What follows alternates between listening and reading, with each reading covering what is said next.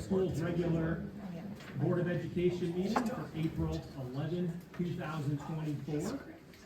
Our first thing on our agenda tonight is the Pledge of Allegiance.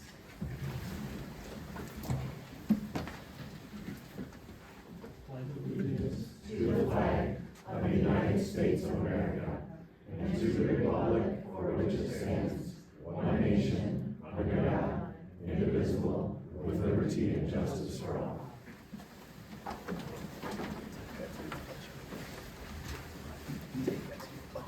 Next up is our approval of our agenda.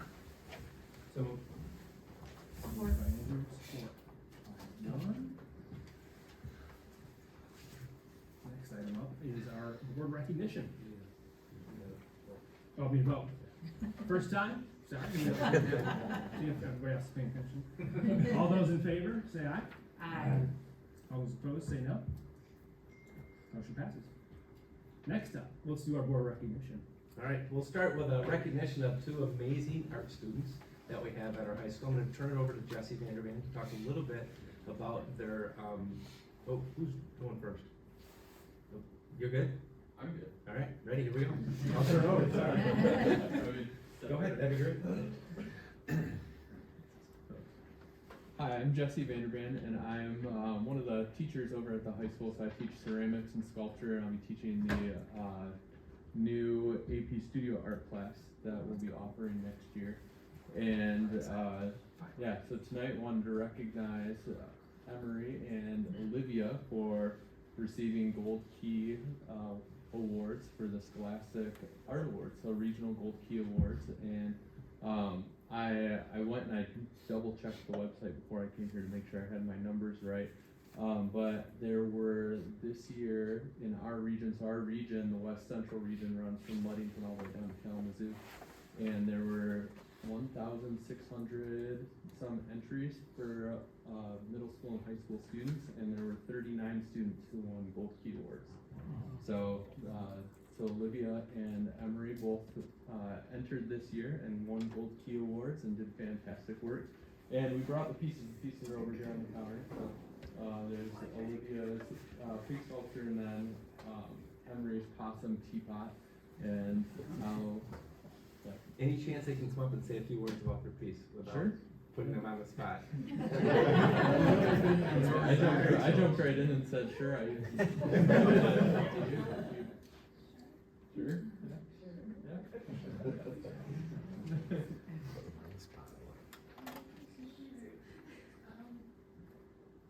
Hello, I'm Emery. I like art. I don't like public speaking.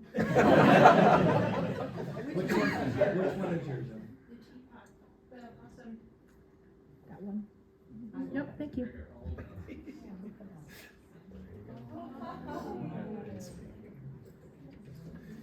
I'm Olivia. I made the when pigs float sculpture. I wanted to take on when pigs fly, but I wanted to switch it up a little bit. We have a small token of our, just a congratulations. If we can get a quick picture, I know you're gonna love. You know, like public speaking, you're gonna love a picture of it. She's very shy. Do you drink tea? Is that what prompted the tea? It was one of our projects in my class. Teapot's personality.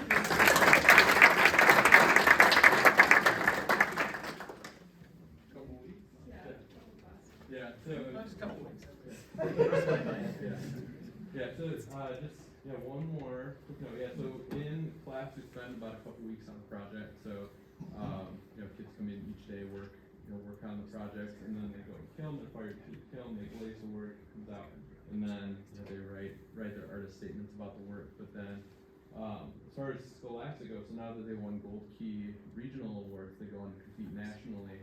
So we'll find out June 12th what the national results are if they win any awards nationally for the work.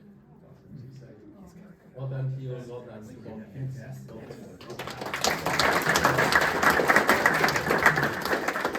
Now, we do get to ask a question. Yes. A couple of questions. So, we've only had the program for a couple of years, right? The program. The ceramics class has been running for, this is its third year. Third year. Yeah.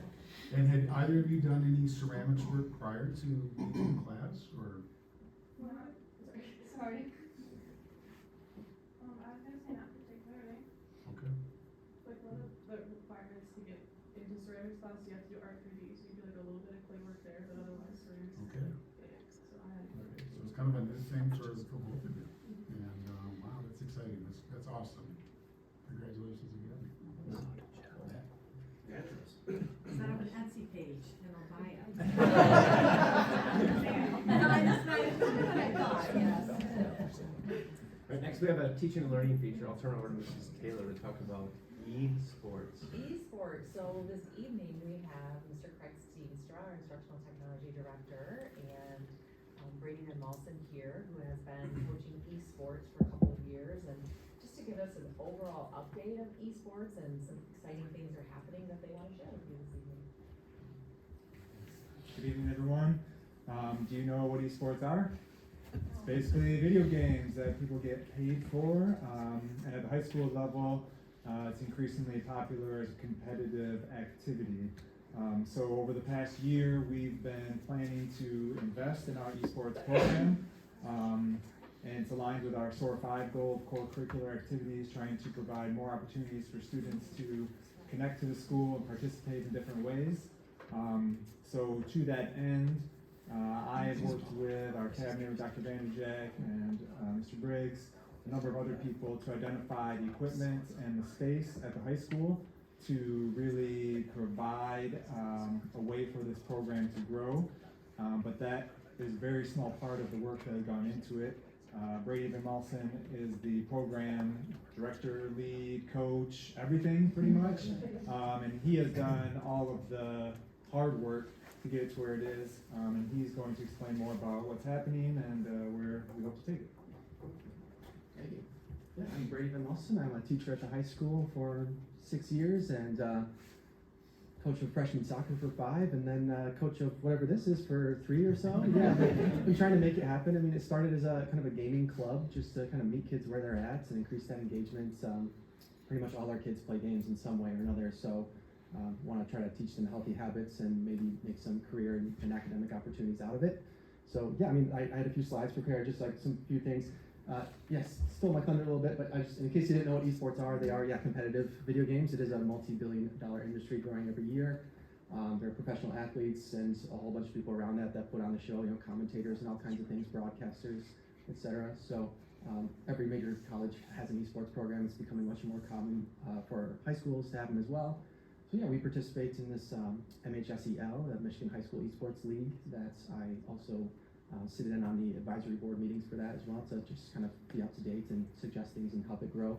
There's some other leagues around that we've dabbled in as well, but yeah, there's lots of good purposes for it. I could go on for a long time about the purpose. It's kind of my background, and in my master's degree, research was a lot about game design and how that can be tied to educational design. So yeah, I could go on for a long time about all the benefits about it, but yeah, the big thing was engagement, student engagement, promoting those healthy habits, meeting them where they are. Possibly there could be some courses that could be made out of this, and ELA or communications courses. We have journalism and things like that, and some broadcasting courses, so maybe there's some potential there. And then of course these can turn into scholarships and career paths for these kids as they build all the same benefits that sports would give, but as well as some technological benefits and communications benefits as well.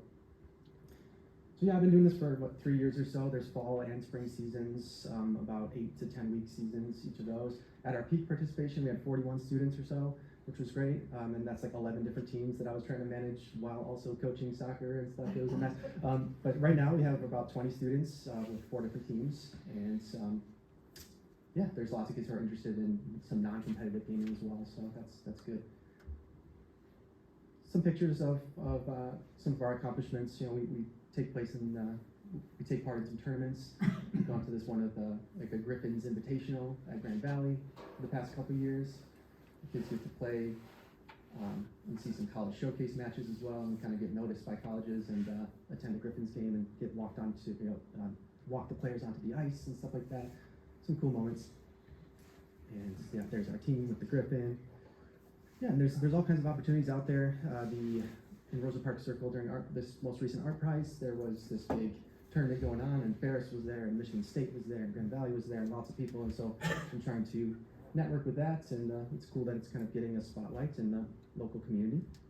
This is kind of what an esports lab looks like. This is Grand Valley's. Yeah, it's bigger than it looks there, but not lots of really nice gear. They have some great sponsors to get some great gear, and so yeah, I really appreciate that we were able to make something similar. Here's our equipment. It's still in progress in terms of building it and making the network work in a safe way and all that, so that's good. But it's coming along, and so I was ecstatic. I was very grateful to have you guys approve those funds, and they're going to be coming together. And it's a free offering now for students as well, so it's wide open, and we're hoping to do it in person. For the past, since it's been a thing, it's been all online only, so from home, and so it doesn't have that same kind of ego pride and culture that we want to have as an in-person type of thing. So in the future, we're hoping to do some more in-person events, improve that computer lab, and try to beat out our competitors and be a leader in the space around here in West Michigan. Our middle school program is starting up as well. There's the league that we use is starting to offer that, and I was just talking to Tyler Hinton and Ryan Creed about that today. Yeah, in the future, we're hoping to treat it like any other sport. It is like, we kind of joked about it, but it is a lot of work for me, and maybe I've kind of expressed to Ann and others the potential of making some sort of esports director position, contract position that could maybe get Schedule B pay, because if it is going to succeed, it'll need that kind of extra help. It's about probably 10 plus or more hours per week with practices and games, just like any other sport. So I would love to put more time and effort into it, and I love doing it out of the kindness of my heart for the kids. But I'm not saying this has to be me, this director position either, of course. So, but I think the necessity is there, in my opinion. So that's it. That's all I got for you. I think any major questions you had or anything more you'd like from me. I do want to make a comment that Brady took this under his wing when it didn't exist.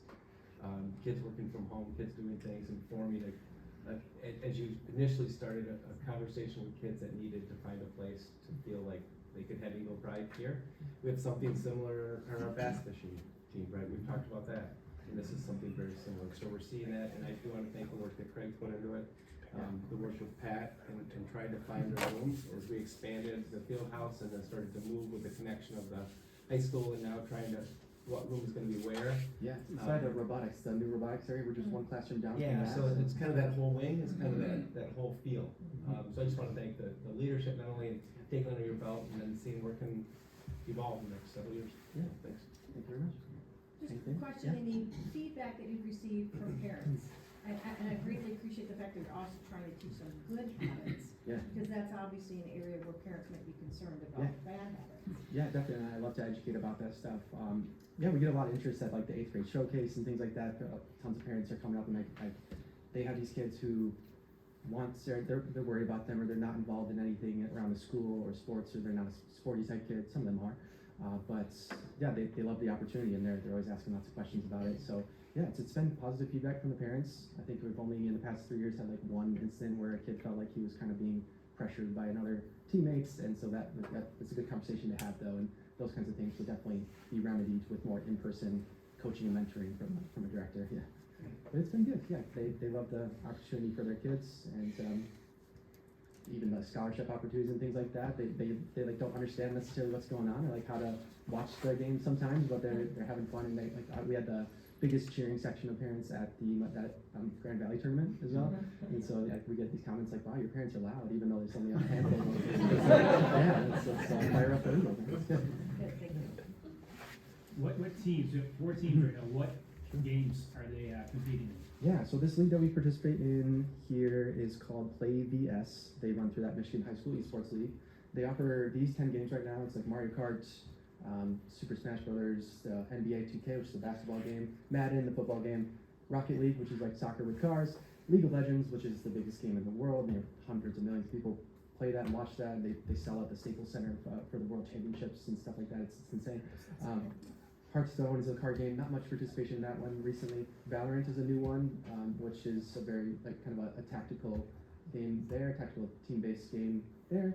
That's a new offering that's gotten a lot of attention. Overwatch is very similar to Valorant as well. So it's a variety of games, which can be kind of tricky for the participation part, where it's like offering 10 different sports. And so it's kind of like you got to find the right kids who play that same game enough to want to do it on a competitive level and who aren't involved with other sports or other offerings and things like that. So that it works with their schedule. So that's kind of been the trick, and I hope that if we can make it an even more attractive offering and kind of legitimize it alongside our other sports and programs, that we would see even more participation.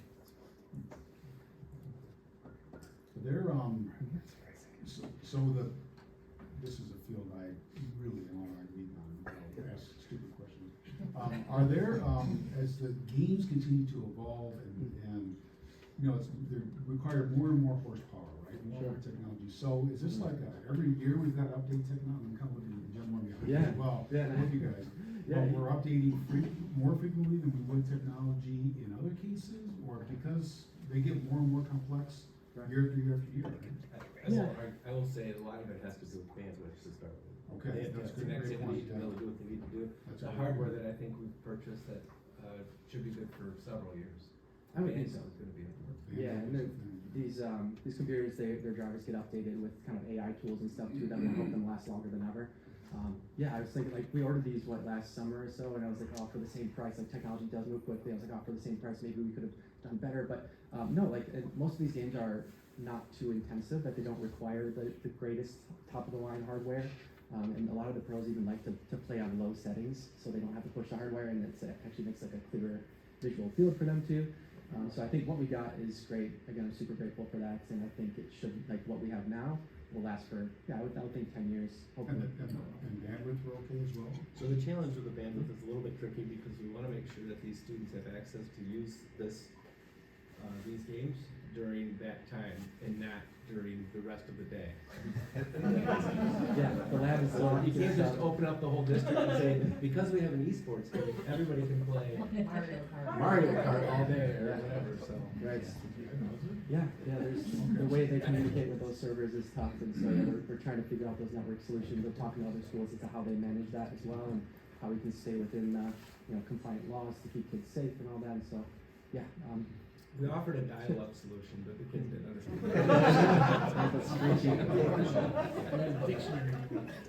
And are you seeing colleges now coming into high schools and recruiting just like they do for football, for other sports? I would love to Is see that it becoming more. a thing? Yeah, I would say more and more, yes. That event at Art Prize was really cool to talk to, like, Ferris State. I know you talked to the representative at Ferris for their esports program, and he's more than willing to come in and talk to the kids about that. And maybe not necessarily scouting so much as at least educating kids and helping us grow and seeing the opportunity in college. Yes. I already mentioned scholarships. What would be a potential career path for everybody who's seeking this? Sure, a potential career path. Communications is probably a big one, right? Like the professional athletes in the esports world probably doesn't last too long, right? It's kind of the young man's reflexes or young woman's reflexes that keeps you in the game, and so it's not the longest career. No sport is, I suppose, right? But career positions beyond that, there's a lot of communications, right? So alongside these games, just like with sports, there's commentators who are either analyzing the play or giving a play-by-play calls, and so they dress up in suits and stuff, and it's very professional. It's very professionally done, and these people are big celebrities as well. So I would say communications is probably the biggest one, but even just some more experience and knowledge of technology can maybe something in the STEM fields. But even those same regular benefits that you get from a normal sport, we hope to add here too. I think we should get Dwight to announce some of these in our field. If we ever allow student section or parent section. His knowledge is about this big. Mario Kart, come around there. That's the dream, at the field house with the lights and everything. That's right. That's State right. finals, So, we'll host it. There you go, Let's do it. 10 years from now, maybe 5. Right? Step by step, yeah, so appreciate it. Great stuff. Anything else?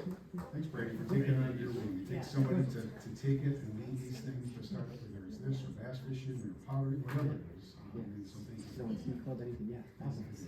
Thank you. Appreciate it. Thank you.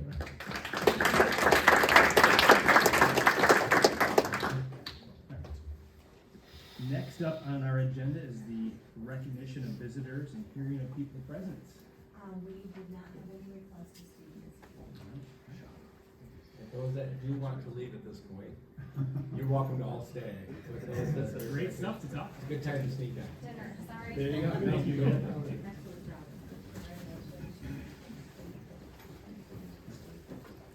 All right, next up on our agenda, or on our action items, is our consent agenda. Here, any questions on anything? So, the following resolution is proposed, resolved that the board approve the consent agenda action items as presented. So moved. This is Dawn.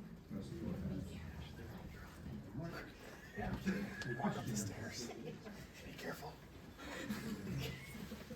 All those in favor, say aye. All those opposed, say no. Motion passes. Those from Dawn and from Mark. Dawn and Mark.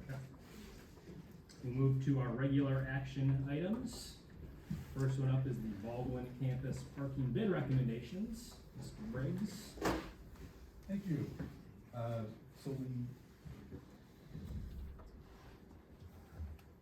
talked about this in a lot of detail in the work session, but just to summarize, this is, there are 4 large parking lots at the Baldwin Street campus that range from the 2 large ones that are right by just east of Baldwin Street Middle School, and the 2 large ones that sit, I'll just say east again, just east of the football field and west of the soccer field. So 2 large ones there. There's one small in the middle that we're not touching, but this covers mill and replace of all the asphalt on those 4 lots, as well as the large lot that's by Baldwin Middle, a full removal, full base, gravel and sand replacement. And we're happy with the bidder participation, so we think we got really favorable pricing, and we feel good about the recommendations of the board for a total for the 2 contracts of $882,547. Great. So the following resolution is proposed. Resolved that the board approve the recommendation to award contracts to Al's Excavating, Inc. and Light Load Services, LLC to replace 4 of the 5 parking lots on the Baldwin campus for a total amount of $882,547 as presented by Patrick Briggs, Assistant Superintendent of Business and Finance. Moved by Mark. Support. By Andrew. Any questions, thoughts? What was the timing on this again? Right after the state track meet. Yeah. Mm-hmm. We'll start as soon as we get on, as soon as the kids are done using and then we'll do the 2, as athletic related lots first. And there's a drive coming in off 36, we'll get that done first, and then starting the real big heavy work down by the school. So in terms of parking for like fall sports, practices, all that kind of stuff, practices will be unique, but for the, as soon as the track, the Division 4 state track is done, we'll get in, start working on the drive that just talked about throughout Pier 6, and then get those 2 west lots, the lots on the east end, and then do that all, get it all done before the kids come back and others.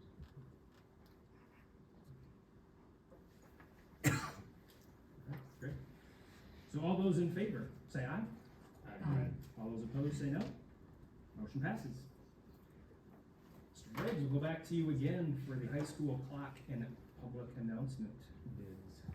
Thank you. Yes, this was also reviewed last work session.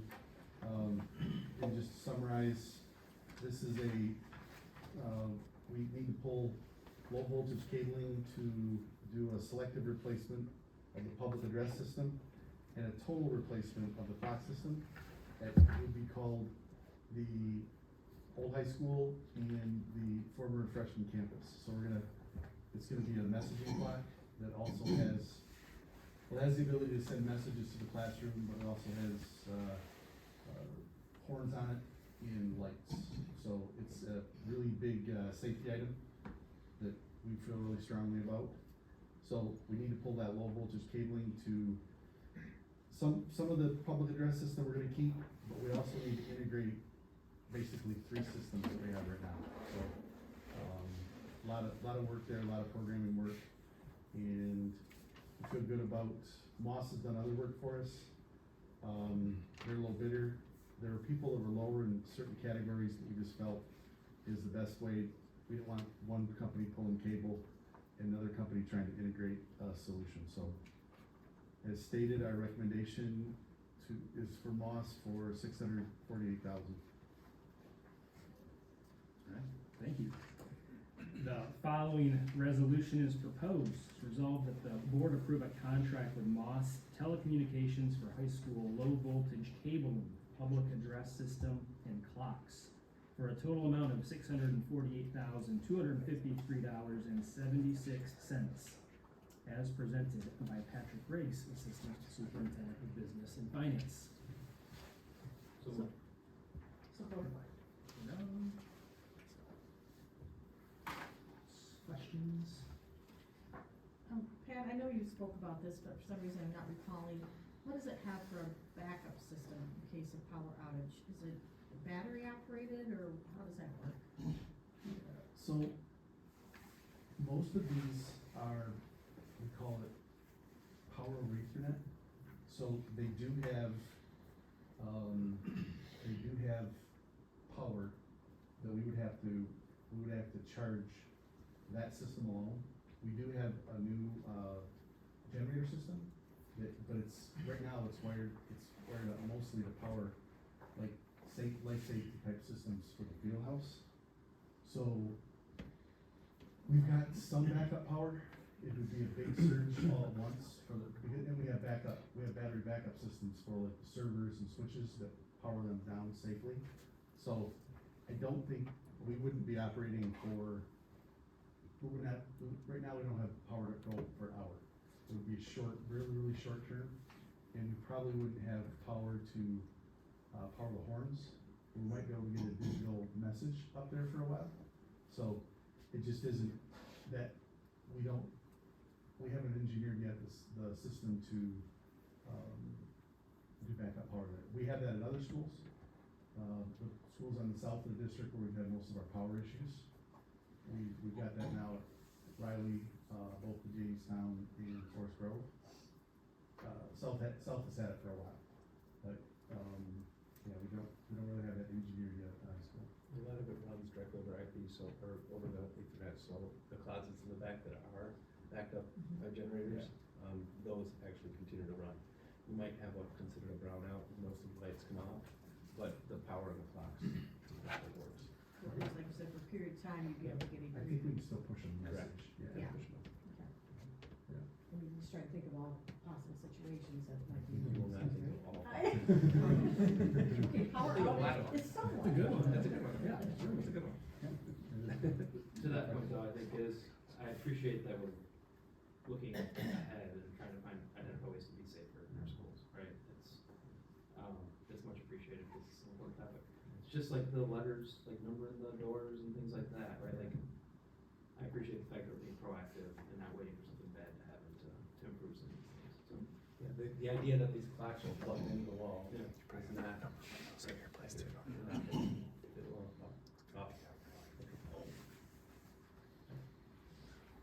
Anything else, Pat? All right, so all those in favor, say aye. Aye. All those opposed, say no. Motion passes.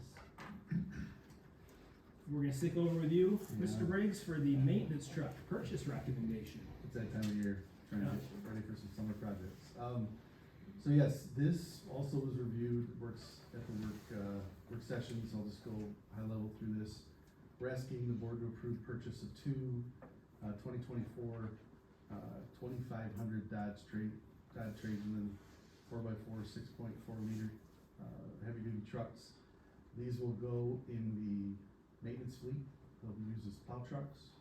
They'll replace a couple other trucks. One is gonna be scrapped out and the other one can be used in another capacity. But this time of year, well, any time of year right now, it's not easy to get discounts on trucks, really anything, but trucks in particular. They can sell them at even over sticker in many cases. So we're not seeing those governmental discounts anymore, but we like the pricing and we think this is a good solution for our department. So that is the recommendation. All right, the following resolution is proposed.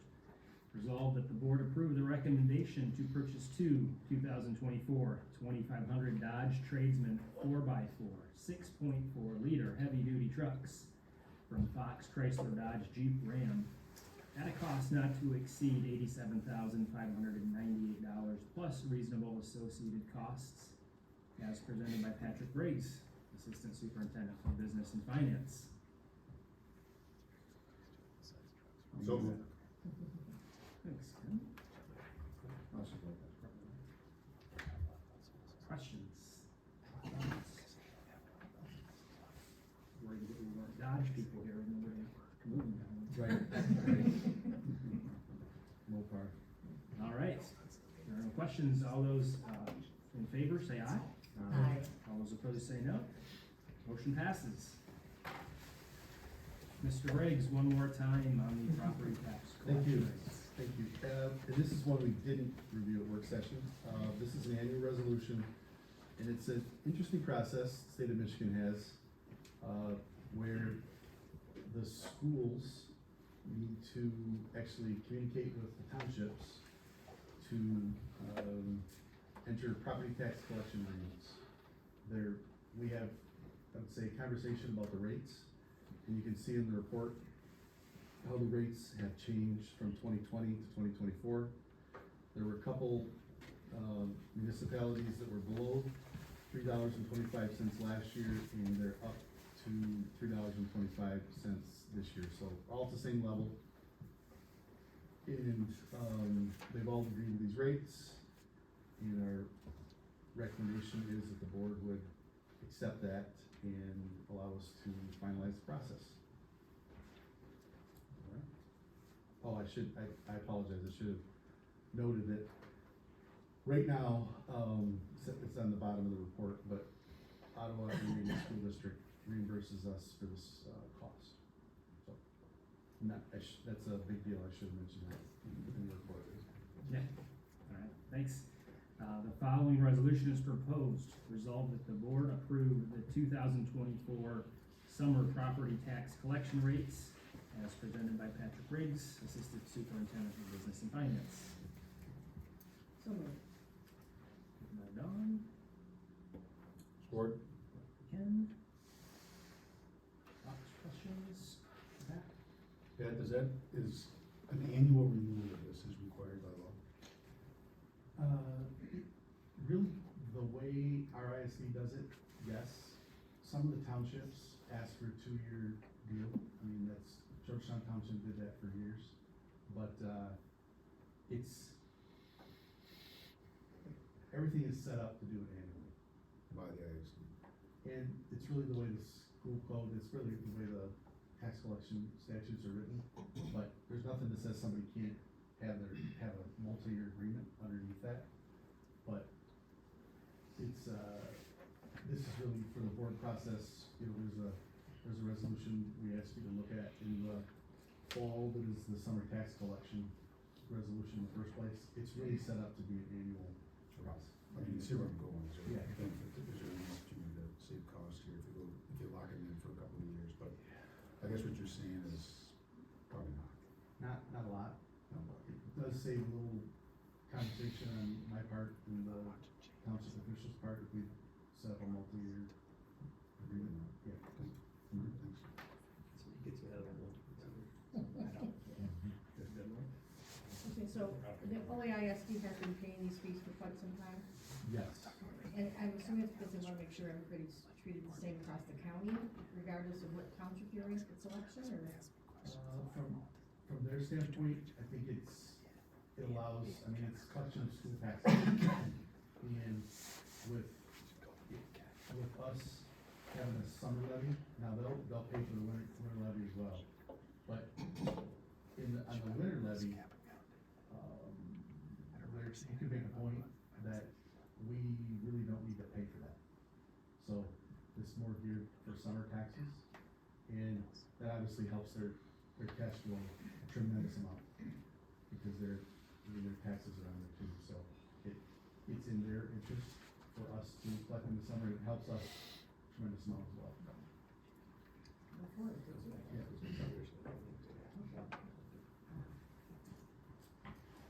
Any other questions for Pat?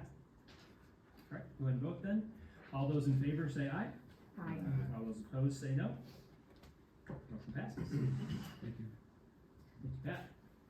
Next item up is our first reading of the board policy revision on board ethics. So we have policy 0144.2, which mirrors the code of conduct, which is on the wall over there to the left. This simply adds number 14 to that list, which was not in policy, but it was in the code of conduct, so now the policy does match the code of conduct. I have not heard any feedback from the board prior to the work session, so the recommendation is to approve this as a first reading. We'll bring the second reading back in May. All right, thank you. The following resolution is proposed. Resolved that the board approve the revision to board policy 0144.2, board ethics, as presented by Dr. Vanderjack. So Moved by Andrew. Support. Questions, thoughts? All right, make it easy then. All those in favor say aye. Aye. All those opposed say no. Motion carries. Next up, we have our report items. First up, Jane. you're winding down. I know. No, I'm riled up. All right, hi everyone. Okay, I'm gonna start by introducing Paxton over there. Give him a wave. He is gonna be your student representative for next year. So he was voted by our student council, and he's gonna be great. And I'm sure he just is so exciting, you know, hearing all about budgets, and it's gonna be great. Okay, so on to student council things. April 22nd, new applications for student council members are due, and then elections will start May 1st. So, you guys have any kids who maybe want to be on student council, and encourage them to apply, or yeah, so we're gonna get some new people in there. They're always, every year, we re-elect, so even if you were on it as like a sophomore, you still have to rerun as a junior. So we always get new people coming in. For Student of the Month, which is the committee that I'm on, we did a new thing this month where normally you just get like a little packet and a box of candy, but we did a pizza party for like one of the Student of the Months spun a wheel, and then whoever won their class got a pizza party, just to give more of a reward, because that's a pretty awesome deal. In the winter we have cocoa carts, but now we're switching to popsicle carts. So in seminar we just popsicle cart down the hallways, and people can get their popsicles. So that's fun. Today at Cat Fest, which I'm sure Miss Real will talk about more, but we had all the seniors write their name and then what they're planning on doing next year for college or career or whatever, and then we're gonna hang those all on the wall by the entrance of the school, the main entrance, so people can read those. And then lastly, we always run an aid station at the Riverbank Run. So May 11th is the Riverbank Run, and it's really cool. I've done it before. You just hold water as far as you can, and then the runners like knock it out of your hands. But it's cool, and it's fun that we get to do that. So That's all I have for you guys. Anyone have any Where on the aid station are you? Are you late in the race? We're at like the 10-mile mark. Oh, So they'll be grabbing it. They won't be knocking on your hands. If you're early. well, the first it's The first quite couple go a it's quick. quite a gap. There's the really racers. They're scary.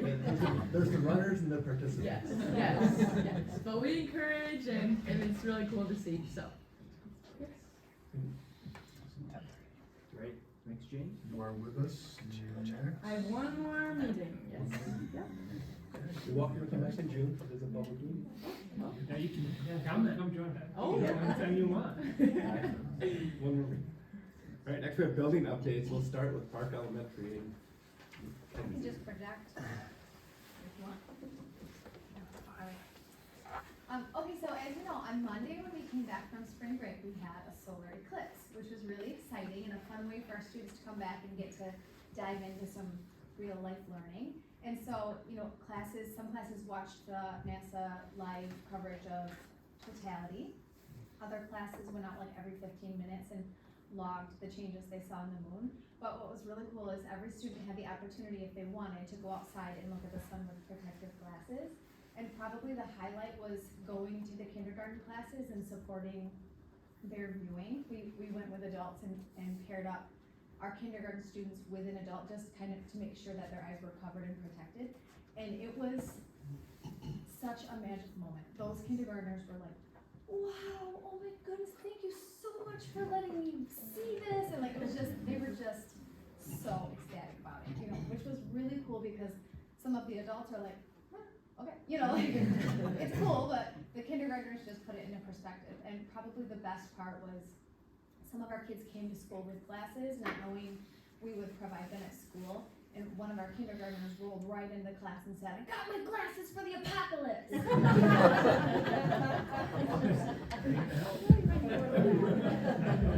Thank you, Mrs. Stefanich. And also thank you for providing some adults like myself with a set of glasses also. Thank you. Next up, we have Mr. Verwise over at Jamestown. Yeah. Up for So I will not redo all the eclipse amazingness, but that was so great. Such a great experience.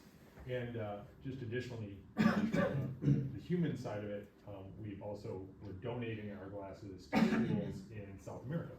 And so not only do our kids get this great experience, but they also get to think about and plan for shipping those off for students to use in next October. So other things going on, MSTEP is obviously huge right now in preparation for that. Jamestown, we get rolling with that here in just over a week, but all the buildings are on a slightly different schedule. Really hoping that some eclipse questions show up on our 5th grade science, because we are gonna kill those. PTA kickoff for our walkathon is tomorrow. We're still, this is gonna be our last spring walkathon before we switch over and doing it in the fall next year.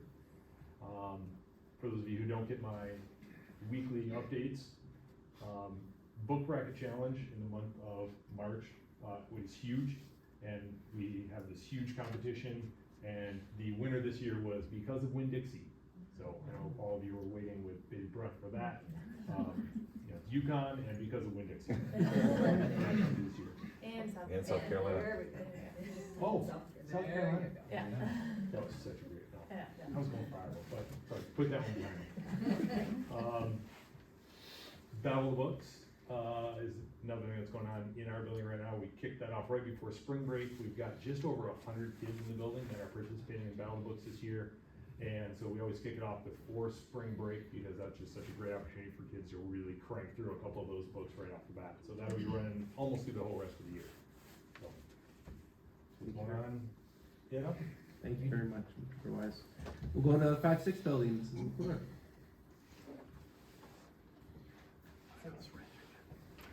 You gotta turn it on.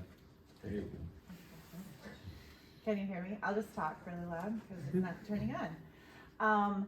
So we also participated in some March's Reading Month activities, and we read Enemies in the Orchard by Dana Vanderluck, and she came and she kicked it off with our school, and then she came back for a question and answer session one day before going on spring break. But we had parents and students come just to hear about where she got the idea for the book and just got to ask her questions, and it was a really cool experience. And then a little side gig that we had. We have some of our students participate in Genius Hour, and they, this group is very passionate about reptiles, and they wanted to have like a whole after-school event and invite kids to come and like see some different reptiles and learn about them. And they reached out to John Ball Zoo. They took donations because they want to donate to the reptile room at John Ball Zoo and just help support them. And so they came and they talked and they brought reptiles, which was really cool. So we had apples in the orchard and we had reptiles. So it was a great experience. So it's just cool to see our kids just coming up with some really great ideas and wanting to step into that leadership and just sharing their passions with others. So that was really great. And then we ended going into spring break with our Wacky Olympics. So it was our second time this year with everybody in our school in the gym, and we can actually fit pretty well without all the instruments from instrument fittings a couple months ago. We were able to do lots of different competitions between all of our kids, and we had intermixed 5th and 6th grade teams, and it was just a great way to have everybody together. And so we're super excited about what can we do maybe at the end of every quarter, now that we know that we can all fit in the gym and still do some fun activities. So, and M-Step started yesterday for us, so it went great. Thank you. Last but not least, from the buildings, an update from Mr. Beal at the high school. Yeah, me again, like Jane said, we had Cap Fest today, so she got her cap and gown along with all of our seniors, and we had a little kind of a job fair walkthrough as well that was organized by Chad Seitzmo for Career Connections, but that meant that our 9th and 10th graders were taking the PSAT. Juniors today took the Word Keys and then the M-Step test, and we battled through a little bit of technology issue, but everybody got done. And so it was kind of not without its issues, but that's kind of how it goes, and we got through it. So we're doing SAT next week, Wednesday, with a digital learning day, as you heard about before from the work session and approval for that digital learning day. So we appreciate that for the big SAT next week, Wednesday. On the Eclipse front, I got a chance to go, and maybe you saw it on Wood TVA, because they did a little special interview, Mr. Bullheis, along with one of our students, Sabrina, and Mr. DeWitt got to go as well. And we had a great experience, even though it was a lot of time on the road to experience totality there in Ohio. But Mr. Bullheis helped organize it. I got to drive the equipment van and take my own children and my niece and nephew as well. But Mrs. Webster, one of our science teachers who's retiring this year, has a cousin who lives right in the path of totality in Ohio, and she hosted all of us there, 2 busloads full of students, and we got to experience it, and it was pretty special. So that was our week, and getting right back from spring break to do that was a pretty great experience. So those are some things going on at the high school. Perfect. Thank you. Thank you, Mr. The Beal. patch was there too. Yeah, Yeah, sure was. perfect. Thanks, Mr. Beal. All right, we'll get some updates from the cabinet. We'll start with Mandy. So we have about 200 students that receive special education services at the high school. Each of them had a transition plan that outlines their goals and activities related to them at the high school. And as fun as those plans are, they're also highly connected to many compliance factors. And for the second year in a row, our high school special ed team got 100% compliance, which is a real win and speaks to their hard work on that. And earlier this week, we had another diversity and advocacy committee. Thanks to those of you on the board who were able to visit us for a little bit. I'm excited about the progress that group continues to make, and we'll share a further update at the work session. Mrs. Armstrong. So 2 highlights that I'd like to point out. One of the SOAR goals under Human Resources is access and connection and conversation with central office. So Dr. Vanderjack and I have been going around and doing a listening tour at every building, and we have all but the ECC done, and we will be doing that on Monday. But it's just been a really great way in the last, I think we did it 2 weeks before spring break and then all this week, to connect with the building staff and hear their glows and grows. And it's just been fun to get into the buildings and hear things, and I feel like we've had really some positive feedback, so it's been great. Secondly, back in 2021, during the crazy COVID era, you might remember that we kind of created this position that was kind of a COVID coordinator using grant funds to help with all the many testing and contact tracing and things like that kind of mid-year. And that has kind of changed into what we call a wellness coordinator, and that Angie Briggs Johnson is the person that has been doing this the whole time, and this position is geared towards our staff. So all the things that she does to help with our staff wellness. And I just want to point out, if you go into buildings, you'll see this a banner that will say Alliance for a Healthier Generation, and every single building won this award as a healthiest school, and she really helped coordinate that with the building principals, and we won this in 22-23 school year, and it was because of what we do for our staff wellness, not for the kids and what they eat or anything like that. It's staff wellness. And because of that, she got to be on a national webinar panel today, and she presented things that we do for our staff, for their wellness. There were 6 panelists. It highlighted wellness, gratitude, and recognition. And Hudsonville Public Schools sat right alongside Seattle Public Schools. And she's like, I felt really good, and he didn't intimidate me. And I said, of course not. Just because their school district has more people doesn't mean that they're different, but or better. So that was just such a cool thing. About 200 people did, and she said that they got the most questions. And the best thing about Angie is she uses just simple solutions to create difference in our staff's lives. So I just really kudos to her and all the great work she does for our staff. And to your leadership, well done. Ms. Taylor. Yes, I would like to just give a shout out to our principals this evening. It is testing season, which you heard them share about, and our principals just go above and beyond in numerous ways to support teachers and support kids so that they're successful academically. This is a highly stressful time of year for principals and for teachers because they care deeply about how their students progress on standardized assessments and, quite frankly, any assessment that they give them. And so just a shout out to our administrators and our teachers. They weather a lot, and they're very committed to the success of our students. And so just thinking of them and showing gratitude for the work that they do to ensure that our kids are making progress. Thanks, Ms. Taylor. Ms. Briggs. Thank you. I'd just like to note some of the, don't have to do this, but there are a lot of people who just love to actually work over spring break. They take their vacation other times, because most people that work in this building are year round, so they will take a vacation other times unless their kids are tied to the break. So last week, a lot of them did that, and Kelly and HR put together a nice potluck on Wednesday. And then just in the business office, we're working hard to get this year closed out, starting to close it out and planning for next year. And we did some things that we don't normally do over break to test the software. I had to do some things as other people were gone, some things I don't normally do with the software. And one of the projects we're working on right now with the new software is electronic timesheets and leave accruals. And we've had that set up lots of ways. We're probably in plan 6 or 7 now, but just testing that, writing new manuals, recalibrating. That's some of the stuff that's going on in the central office and the business office. Thank you. Thanks, Mr. Briggs. All right, I have a couple quick updates. I'm going to echo Mrs. Taylor's comments to our principals. It is you try to reduce the anxiety for all the kids when you test. And I know it adds the anxiety to our lives as administrators, but thank you for all the work you do putting into getting ready for the testing cycles.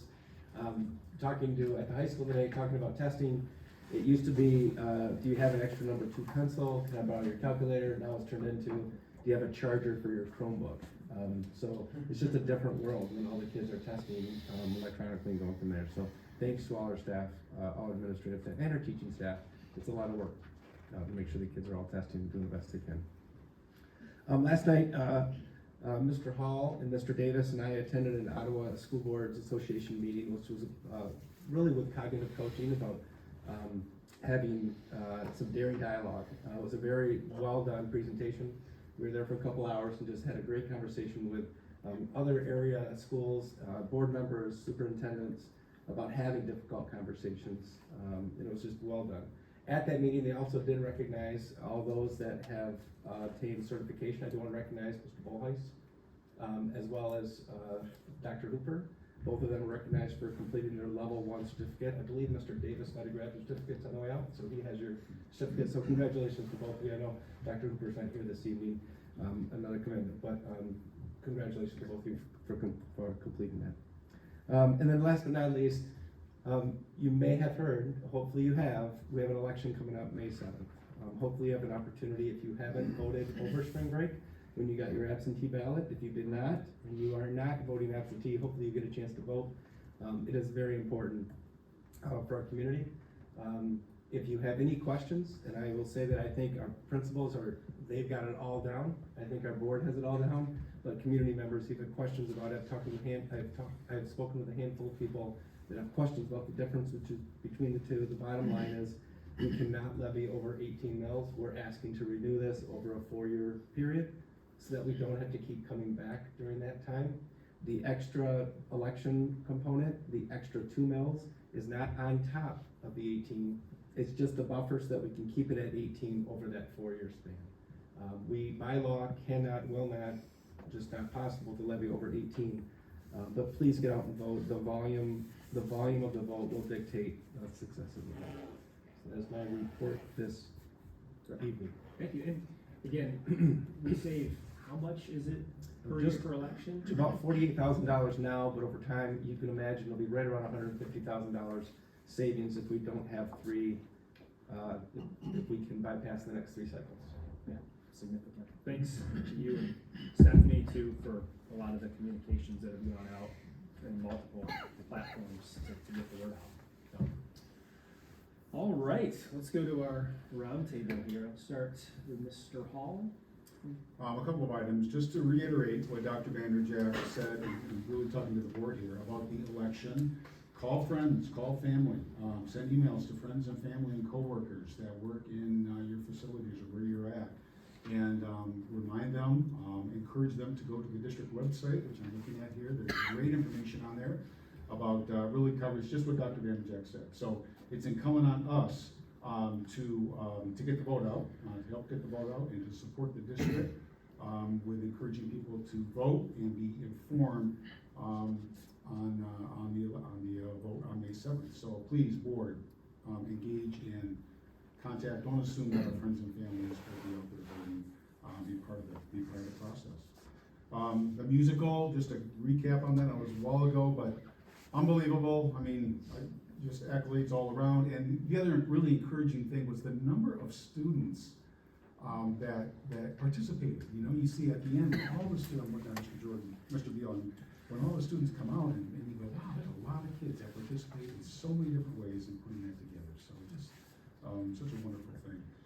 Ms. Mucho and Mr. Walden, thank you for inviting me into your schools to read.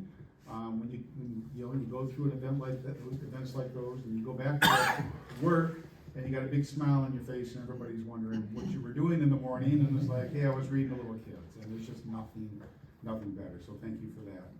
Look forward to coming back.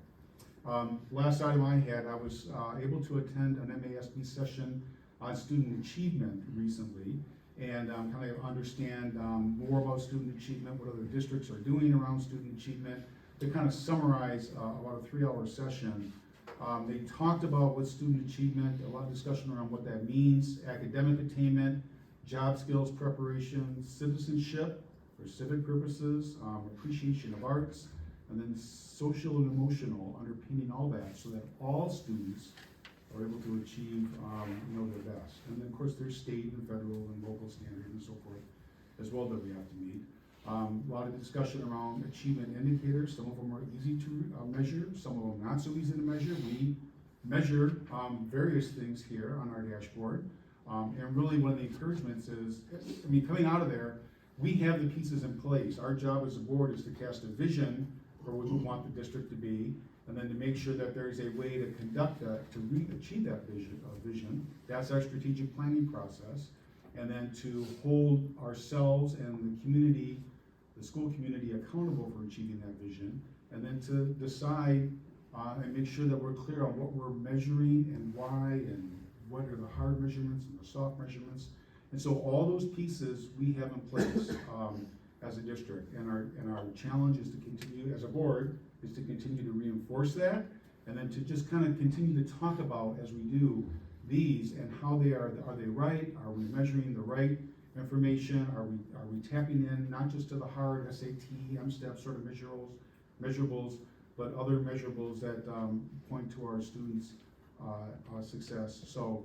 So we've got the pieces in place. We're moving down the path very well as a district. It's just always a process and always continuous improvement. So thank this team for all your help, your work, I should say, in moving us continuously toward more and better student achievement. So thank you. That's it. Thank you, Ken, for being a lifelong learner. I think all of us on the board appreciate that, and other people, and I think as we go to these events, it helps all of us, so appreciate Gary for doing that. If there's something else you want to share at the group session, feel free to do that too, so. Yes, get out and vote, but probably more importantly, as Ken said, talk to people. So often I would get calls from family and friends the day before, what's this board all about? And it's great, you can tell them the day before, but it'd be a whole lot nicer if they knew a week, 2 weeks, 3 weeks before, so they can also talk to others who might have questions. So please, your circle of family and friends that live in the district, continue to talk to them about the vote on May 7th. Thank you to Mark, who is not here, I don't believe he was. Oh, there he is, hiding back there, yes. And for Josh for having me read to your kindergartners. It's just such, it was like, I wish I could just sit here all day with these kids. And they were so smart. Well, yeah. And I had third and fourth with Mark, and I have to tell you, Mark, I was like a little intimidated at first. We gave me third and fourth because my grandkids aren't that age. But they were like on top of it. I gave them some science questions that they answered, and it was great. And Josh gave me a little tour, and what some of you know is that I went to Bauer Elementary as a student. And so it was crazy to be in the gym that's been revamped, and when he took me down the wing where it was the old wing, I literally got goosebumps. I felt myself transform back to that spot, and it was just the weirdest, I don't know if you noticed my face, but it was just the weirdest but great feeling, and just so cool to see that circle come around, that here I am, reading to kids in the school where I started, and just the cool improvements and all the enthusiasm from your staff. So thank you, Josh. Great, thanks. Yeah, I'd like to just bring up the Hudsonville Education Foundation is going to be having their spring soiree on May 1st. I think it's a Wednesday. It's going to be at the Farmhouse Cedar Company right off of 48th on Stanton there. So if anyone is able to make that, I think there's information on the website. And they do a lot of work. They give a lot of grants and stuff to for the education of the kids. In fact, I think they donated some of those binoculars or something, Jordan. Okay, on this recent trip down to Ohio. So remember them and all the work that they do. Also, I got a question, and I saw the 4th article on this just this afternoon. This stuff going on with the FAB factor. Is there anything? I mean, they said there's a lot of concerns about kids not knowing where they're going to be or what if they're going to have the funds when it's time to go to school. Do we have any information on that? Our counselors do a really nice job Okay. in high school to make sure kids that need to fill out the FAFSA fill out the FAFSA. Yeah, but they just said there's a screw up nationally with the fact that the program is not working, and there's like 2 million things that have to be redone. Have you heard anything like that? Where are you reading this? It's just been about just everywhere. We can only control our. Right, no, In Hudsonville Public Schools is probably substantially different than Detroit Public Schools, for example. And I know from a national standpoint there are concerns. Right. But we also have our counseling department Sure. does a wonderful job. Okay.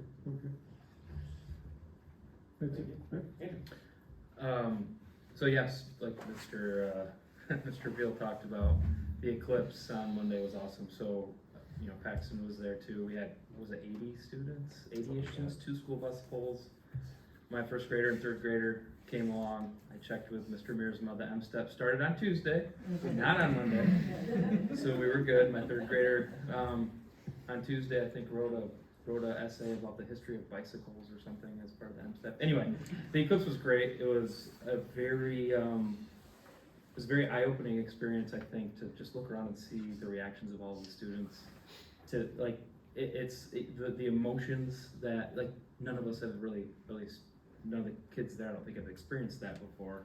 So to be around a group of people that were all really excited to see it, it was a really cool thing. And all the things that came together between busing and the place that we got to go, Mrs. Webster, you know, graciously offering, you know, her family place for us to kind of hang out, beautiful area.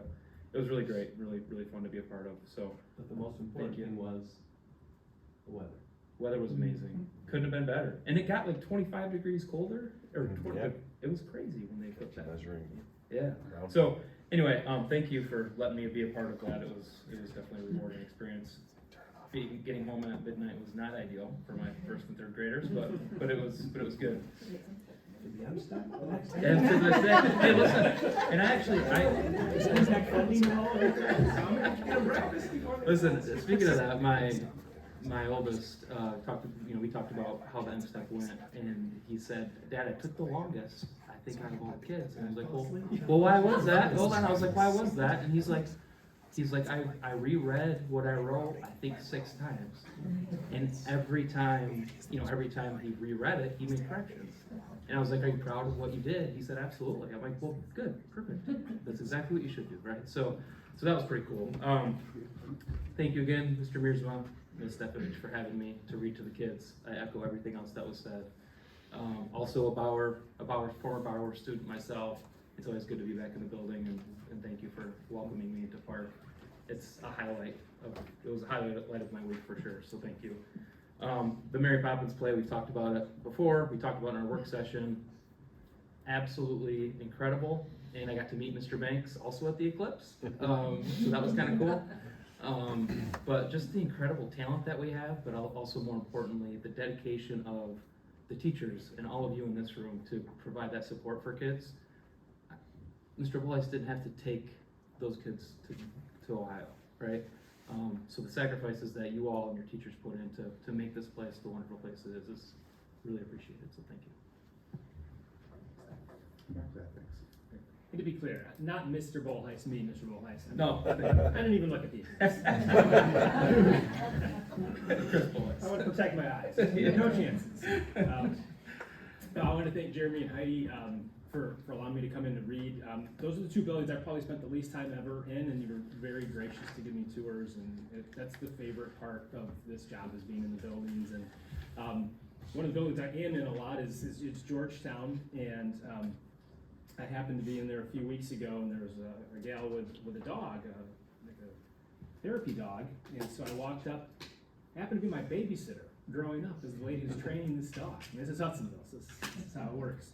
Because we got to talking for a while, and you can kind of hitting on what you talked about, the emotional needs of the kids. And our staff here, we're doing great big picture things to really meet the needs of the kids, but it just struck me how simple having a dog in the building can be. And I think it was about last year at this time we had to update some of our policies to accommodate that. But just the feedback from your staff, and then being in Baldwin Street, Mr. Crete, with your staff, and you had that, I think, the dog in there as well, because we train these dogs in our buildings. We don't have any buildings with a dog, a support dog full time, but I'm excited about the potential of what this could do for some of our buildings and our kids. Just hearing the stories from the staff of when the trainer dogs are in there, how the kids open up, and it's probably different in an elementary building versus how the kids respond in a middle school or high school, but there's benefits all along the way. So it's cool to hear those stories and just think about